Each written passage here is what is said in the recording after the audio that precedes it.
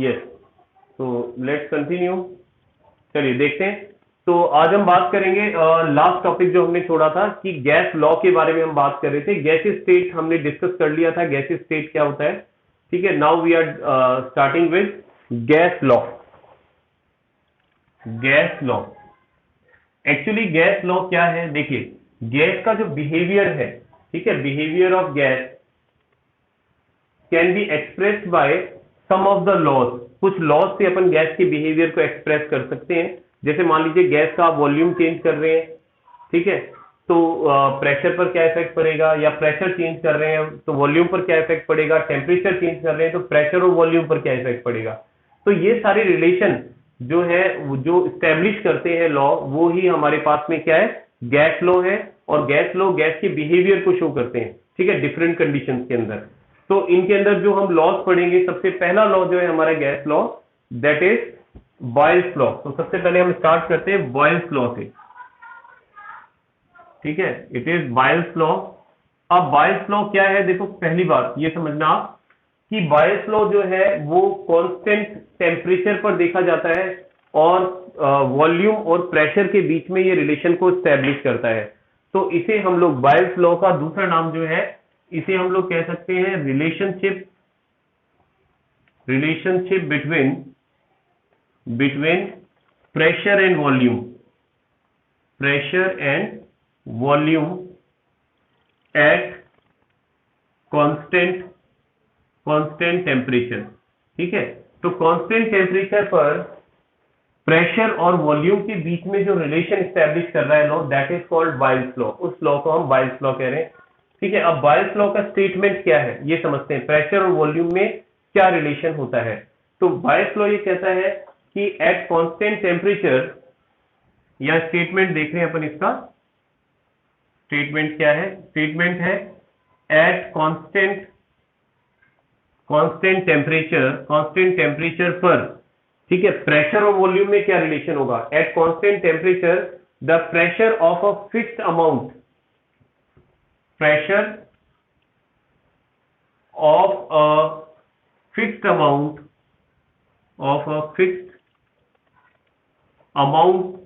एक सेकेंड बेटा, amount of gas, yes बोलिए, gas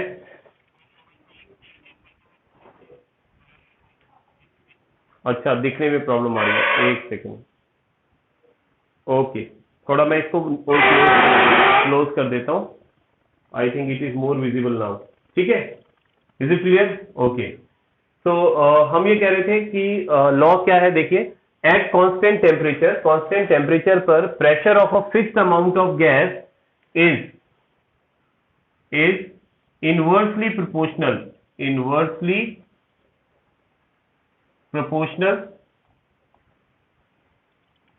proportional to the volume. ठीक है, जो प्रेशर है वो वॉल्यूम के इनवर्सली प्रोपोर्शनल होगा। आप इसको ये लिख सकते हैं कि P is inversely proportional to V।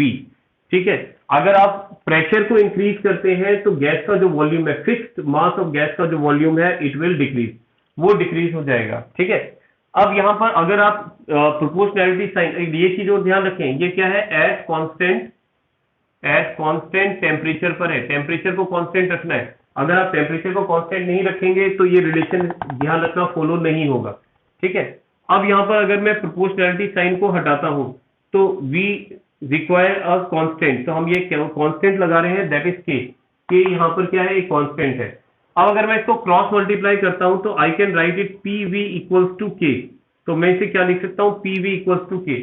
तो इस P और V का जो प्रोडक्ट होता है वो एक कांस्टेंट होता है। ये भी हमारे पास, ध्यान रखना, बॉयल्स लॉ है। तो इसको भी आप बॉयल्स लॉ के लिए स्टेटमेंट की तरह काम में ले सकते हैं कि product of pressure and volume at constant temperature, एक सेकेंड बेटा, कांस्टेंट टेम्परेचर इज कांस्टेंट। ठीक है, कांस्टेंट टेम्परेचर पर प्रेशर और वॉल्यूम का जो आपके पास प्रोडक्ट है वो कांस्टेंट रहता है। एक्चुअली K बेटा कांस्टेंट बोला है मैंने, और ये कांस्टेंट जो होता है ना, ध्यान रखना, ये हर गैस के लिए डिफरेंट होता है। अगर आपके पास हाइड्रोजन गैस है तो उसके लिए K की वैल्यू डिफरेंट होगी, ऑक्सीजन के लिए डिफरेंट होगी, नाइट्रोजन के लिए डिफरेंट होगी, बट सेम गैस के लिए इसकी वैल्यू सेम रहेगी।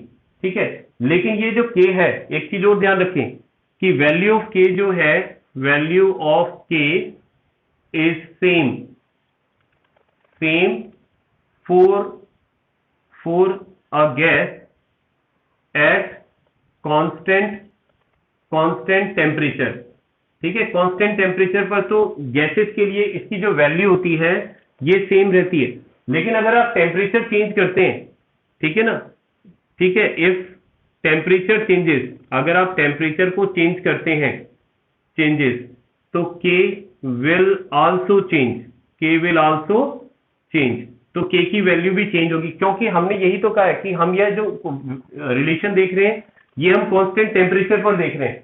तो अगर आप टेम्परेचर को कांस्टेंट नहीं रखेंगे, टेम्परेचर को चेंज करते रहेंगे, तो डेफिनेटली इसका जो कांस्टेंट है के है उसकी वैल्यू भी चेंज होती रहेगी। तो ये कांस्टेंट है, इसकी वैल्यू डिफरेंट हो सकती है, आपको इसको लर्न करने की जरूरत नहीं है इसकी किस गैस के लिए वैल्यू कितनी होती है, क्योंकि ये वैल्यू वेरिएबल है। ठीक है, अलग अलग गैसेस के लिए अलग अलग होती है, बट सेम गैस के लिए इसकी वैल्यू सेम रहती है। तो ये चीज आपको ध्यान में रखनी है।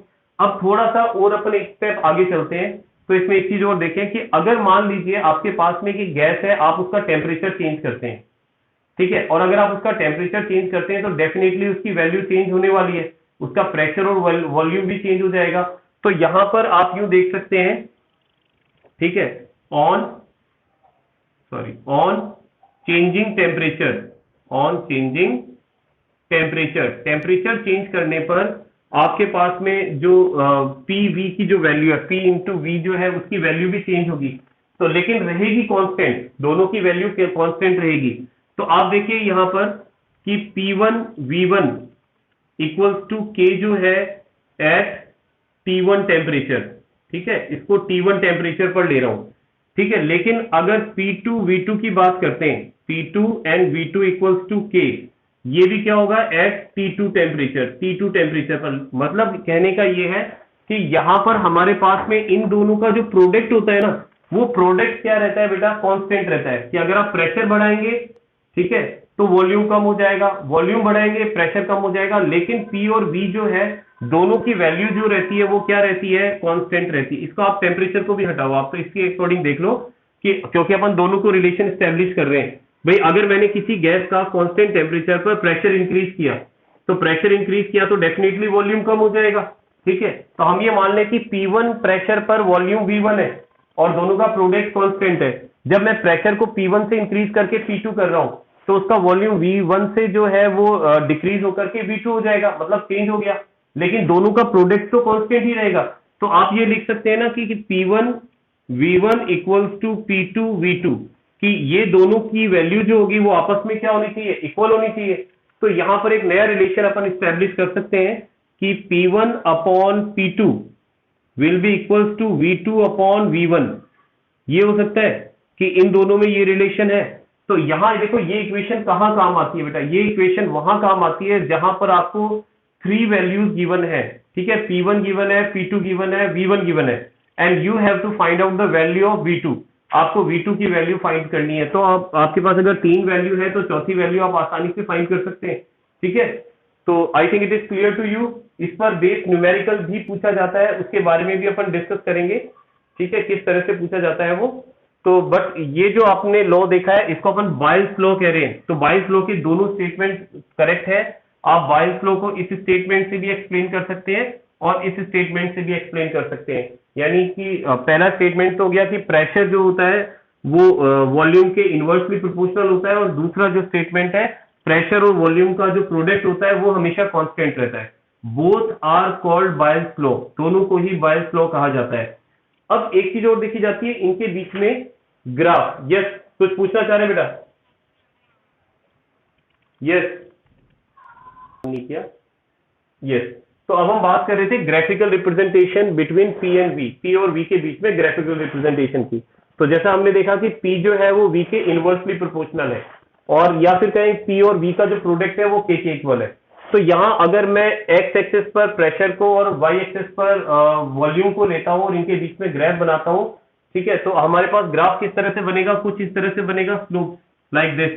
तो ये क्या शो कर रहा है, देखो जैसे जैसे प्रेशर डिक्रीज हो रहा है, आप देखो वॉल्यूम इंक्रीज होता जा रहा है, क्योंकि वॉल्यूम इस साइड में बढ़ रहा है, लेकिन ये डाउनवर्ड भी आता जा रहा है, इस तरह से डाउनवर्ड आता जा रहा है, that means pressure decrease but volume increase हो रहा है। इसी तरह से सेकंड आप देखो और बना सकते हैं, थर्ड बना सकते हैं, अलग अलग टेम्परेचर पर है, इसको मैं T1, T2 और T3 ले लेता हूं। तीन अलग अलग टेम्परेचर पर मैंने यहाँ पर तीन ग्राफ बनाए, ठीक है, और इसको आइसोथर्मल कह रहे हैं बेटा। आइसोथर्मल मतलब कांस्टेंट टेम्परेचर पर आप ये ग्राफ बना रहे हैं, इसलिए आइसोथर्मल है।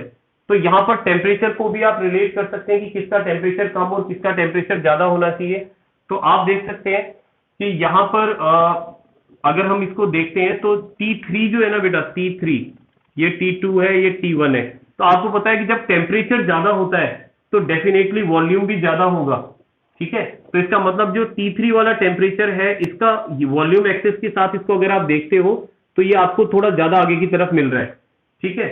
T2 उससे पीछे है, T1 उससे कम है, तो इसका मतलब जो टेम्परेचर T3 है आपके पास वो ग्रेटर है किससे, T2 से, और T1 सबसे कम है।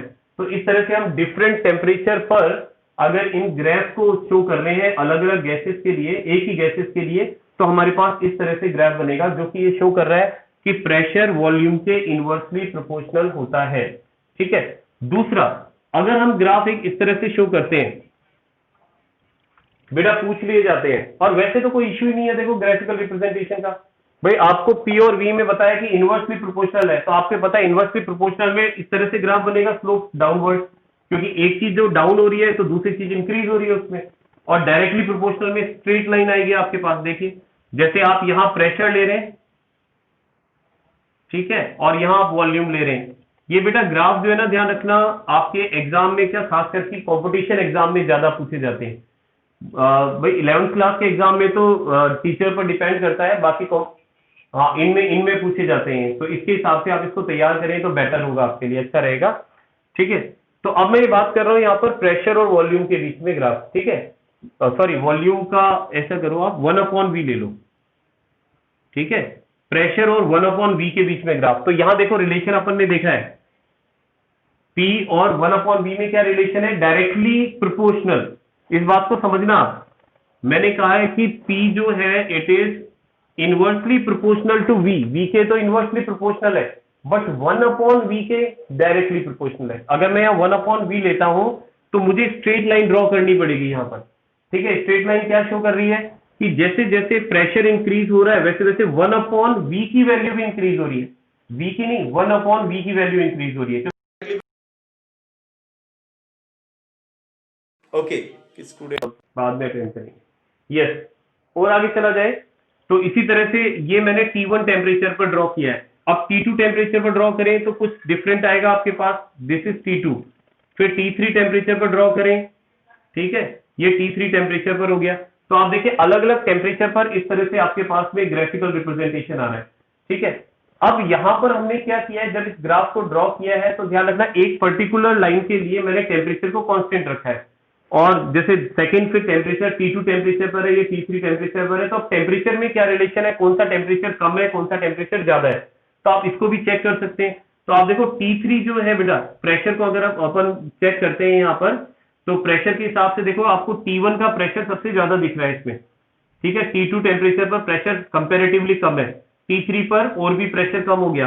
तो डेफिनेटली ये है कि प्रेशर ज्यादा कब होता है, जब टेम्परेचर ज्यादा होता है, क्योंकि डेफिनेटली जब आप टेम्परेचर बढ़ाएंगे तो पार्टिकल का मूवमेंट फास्ट हो जाएगा, वो ज्यादा कोलाइड करेंगे वॉल से, ठीक है, और ज्यादा प्रेशर अप्लाई करेंगे। तो इसका मतलब ये है कि आपके पास यहाँ T1 जो है it is greater than T2 और T2 is greater than T3। तो ये इसके टेम्परेचर का रिलेशन है, ठीक है, डिफरेंट टेम्परेचर पर पर्टिकुलर गैस के लिए यहाँ पर अपन ने ग्राफ को बनाया है। तो ये दोनों ही किसको एक्सप्रेस कर रहे हैं बेटा, ये दोनों ही एक्सप्रेस करते हैं किस चीज को, बॉयल्स लॉ को, ठीक है, बॉयल्स लॉ का रिप्रेजेंटेशन है ये दोनों ही, ठीक है। अच्छा, इसके अलावा एक चीज और है कि जो बॉयल्स लॉ, दूसरा सेकंड वाला ग्राफ, ठीक है, दोबारा सुन लो। देखो सेकंड ग्राफ के अंदर मैंने ये बात कही है कि अभी हमने जो रिलेशन बताया ना, देखो P is inversely proportional to V, ठीक है। मैंने कहा कि P जो है वो V के इनवर्सली प्रोपोर्शनल है, ओके। तो ये वाली चीज तो इनवर्सली प्रोपोर्शनल शो कर रही है कि अगर मैं P की वैल्यू को देखो डिक्रीज कर रहा हूं तो आपके पास V की वैल्यू इंक्रीज हो रही है, यानी इनवर्सली प्रोपोर्शनल है। लेकिन अगर मैं P और 1/V की बात करता हूं, V की नहीं 1/V की, तो पूरे 1/V के साथ तो डायरेक्टली प्रोपोर्शनल है। ठीक है, तो अगर मैं यहाँ V की जगह 1/V रखता हूं तो इसका मतलब यह है कि जब मेरे पास प्रेशर इंक्रीज होगा तो डेफिनेटली वहां 1/V की वैल्यू भी इंक्रीज होती चली जाएगी।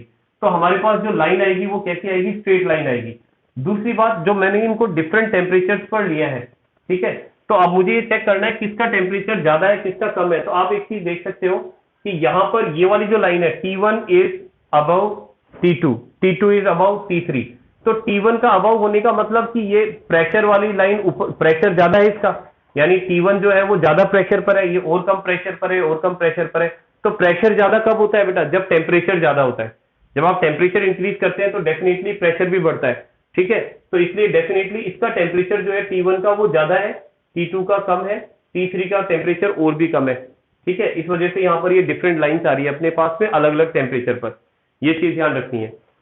अच्छा, एक चीज मैं और यहाँ पर डिस्कस कर रहा था आपके साथ कि ये जो रिलेशन हमने बताया है, ठीक है, इस रिलेशन को आप डेंसिटी से भी कनेक्ट कर सकते हैं, कि डेंसिटी में भी आप बता सकते हैं कि इसको कैसे एक्सप्रेस किया जाए। तो एक सेकंड में डेंसिटी को और ऐड करके बता रहा हूं इसमें, देखते हैं। देखिए, तो यह डेंसिटी से इसको किस तरह से रिलेट किया जा सकता है, तो आप यहां देख रहे हैं relation between density D and pressure, इन दोनों को भी आप रिलेट कर सकते हैं। क्योंकि अभी आपने जो लॉ देखा है वो क्या देखा है, देखो P is inversely proportional to V, फिर आपने लिखा P equals to K upon V। ठीक है, यूं ही लिखा है हमने इसको। अब हमें ये पता है कि इसको यूं लिख सकते हैं हम, that D equals to M upon V होता है। ठीक है, D equals to M upon V, यानी density equals to mass upon volume होता है। तो यानी अगर मैं यहां पर वॉल्यूम की वैल्यू को लेता हूं, V देता हूं, तो V इक्वल्स टू क्या हो जाएगा, M अपॉन D हो जाएगा बेटा। ठीक है, तो वैल्यू वॉल्यूम को मैं यहां प्लेस कर सकता हूं। अगर मैं वॉल्यूम को यहां प्लेस करता हूं तो P equals to K upon and M into D, यूं आ जाएगा। लेकिन मुझे तो डेंसिटी को बाहर रखना है। ठीक है, तो डेंसिटी को अगर मैं बाहर रखता हूं तो डेंसिटी इक्वल्स टू क्या आ जाएगा, डेंसिटी इक्वल्स टू आ जाएगा आपके पास में P upon P into M upon K, इस तरह से लिखा जा सकता है इसको। ठीक है, तो एक तो ये रिलेशन है इसमें। ठीक है, तो यहां पर आप देख सकते हो कि डेंसिटी जो है वो भी प्रेशर के क्या, क्योंकि ये पूरी वैल्यू तो कांस्टेंट हो जाएगी, क्योंकि M जो है ये मास है। ठीक है, और K जो है बेटा ये कांस्टेंट है, कांस्टेंट है। तो मुझे बताओ कि अगर हमने कोई फिक्स्ड मास की गैस ली है तो उसका मास तो हमने फिक्स ही रखा है और K कांस्टेंट है, तो इन दोनों का जो हमारे पास डिवीजन होगा वो भी तो कांस्टेंट ही रहेगा। तो अब बात आती है P और D की, तो इसका मतलब D जो है वो डायरेक्टली प्रोपोर्शनल टू P है। तो मैं ये कह सकता हूं कि अगर मैं प्रेशर को बढ़ाता हूं, प्रेशर को इंक्रीज करता हूं, तो डेंसिटी जो है, डेंसिटी ऑफ गैस, वो भी क्या हो जाएगी, इंक्रीज हो जाएगी। ठीक है, अगर मैं प्रेशर को इंक्रीज करता हूं तो पर्टिकुलर गैस की डेंसिटी बढ़ जाएगी। भाई आप सिंपल सा वैसे भी सोच सकते हैं, जैसे सपोज आपके पास 1 लीटर कंटेनर है, उस 1 लीटर कंटेनर में आपके पास कोई पर्टिकुलर गैस भरी हुई है। अब आप क्या कर रहे हो, उस पर प्रेशर को इंक्रीज कर रहे हो, तो what will happen, the particle of gas will come close to each other, gas के पार्टिकल एक दूसरे के पास आ जाएंगे। Just a minute. ओके, अब ठीक है बेटा, now it is okay. Okay, तो मैं कह रहा था कि जब आप प्रेशर इंक्रीज कर रहे हैं तो गैस के पार्टिकल जो है, the particle of gas will come close to each other, एक दूसरे के पास आ जाएंगे, and their density will decrease, sorry increase, उनकी डेंसिटी भी क्या हो जाएगी, इंक्रीज हो जाएगी। ठीक है, तो इस तरह से भी आप बायल्स लॉ को एक्सप्रेस कर सकते हैं। बायल्स लॉ यहाँ ये चीज भी बताता है कि अगर आप प्रेशर इंक्रीज करते हैं तो डेंसिटी जो है वो भी इंक्रीज होगी। That means density is directly proportional to pressure.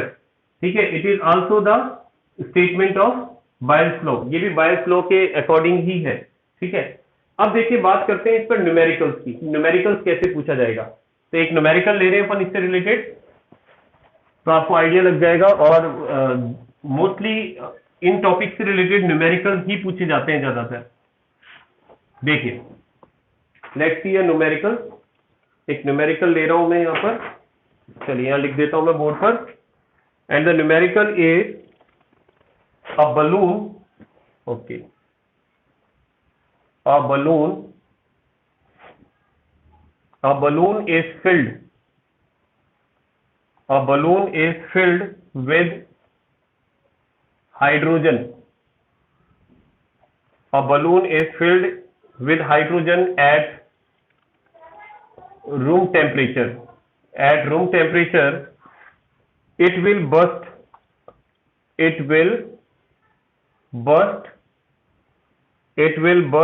pressure exceeds 0.2 bar. Okay, and if at 1 bar pressure, the gas occupies 2.27 liter up to what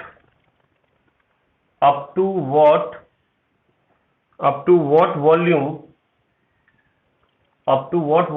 can the balloon be expanded? ठीक है, तो ये हमारे पास क्वेश्चन है बेटा।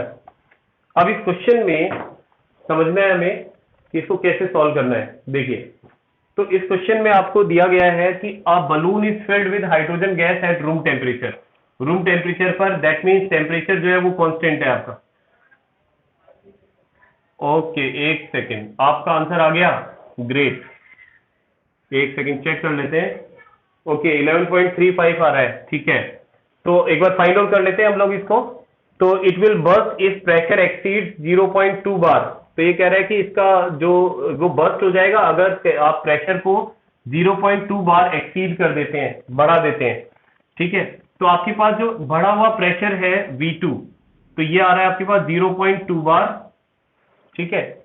और if at 1 bar pressure V1 जो है वो आपके पास 1 बार है, ठीक है। एंड द गैस ऑक्यूपाइज, और इसमें गैस जो है if at 1 bar the gas occupies, gas इतना वॉल्यूम ऑक्यूपाई कर रही है, दैट मीन्स ये आपके पास V1 है वॉल्यूम, ठीक है। V1 है 2.27 लीटर, और आपको बताना है कि up to what volume can the balloon be exceed.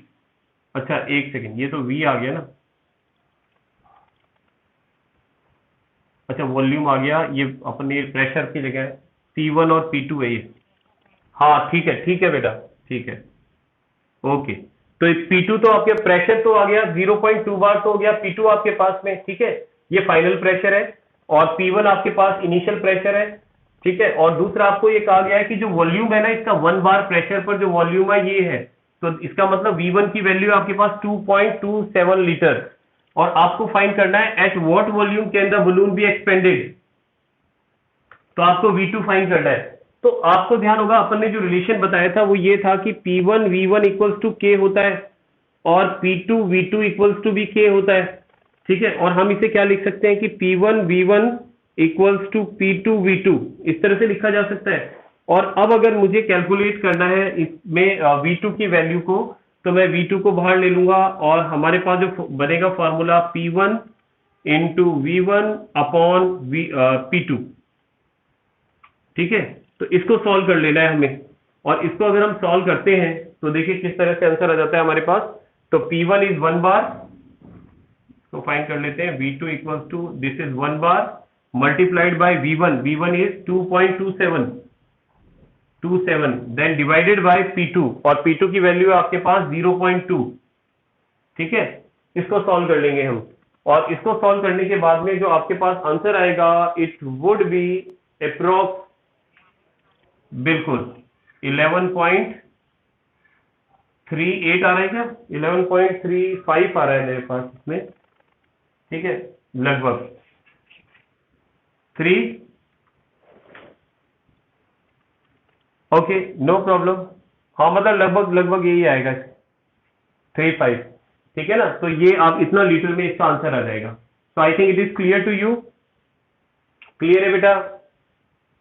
तो इसमें ध्यान, ओके, तो इसमें ध्यान रखना, बायल्स लॉ में अपन ने चार चीजें देखी हैं। एक तो बायल्स लॉ का स्टेटमेंट देखा है हमने, दूसरा हमने बायल्स लॉ के थ्रू ये भी देखा है कि डेंसिटी और प्रेशर में क्या रिलेशन होता है, इसको ध्यान रखें आप। और तीसरा आपने देखा इसमें इनका जो ग्राफिकल रिप्रेजेंटेशन है वो किस तरह से किया जा सकता है। और फोर्थ थिंग जो है हमारे पास वो है न्यूमेरिकल, यहां पर न्यूमेरिकल भी पूछा जा सकता है।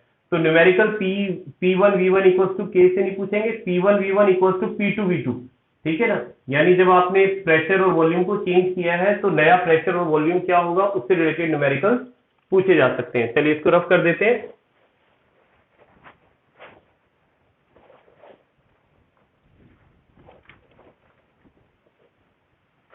हाँ, एक चीज और बताना चाह रहा था बेटा मैं आपको, एक्चुअली देखिए अभी तो लैब में आप जा नहीं पा रहे, लेकिन आप लोग क्योंकि साइंस के स्टूडेंट हैं तो आपको